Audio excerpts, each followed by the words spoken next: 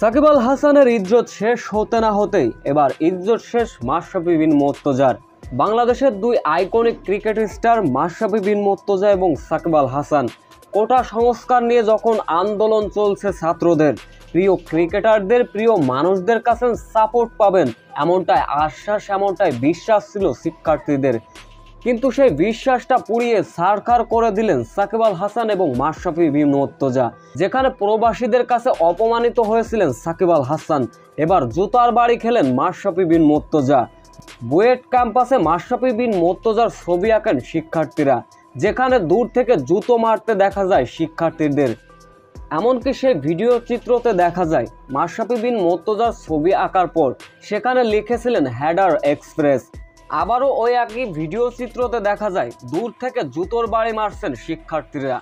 মাশরাফি বিন মুর্তজার ছবি নিয়ে শিক্ষার্থীদের এমন কাণ্ড কি ঠিক? এ বিষয়ে অবশ্য আপনাদের মূল্যবান কমেন্টটি করে যাবেন।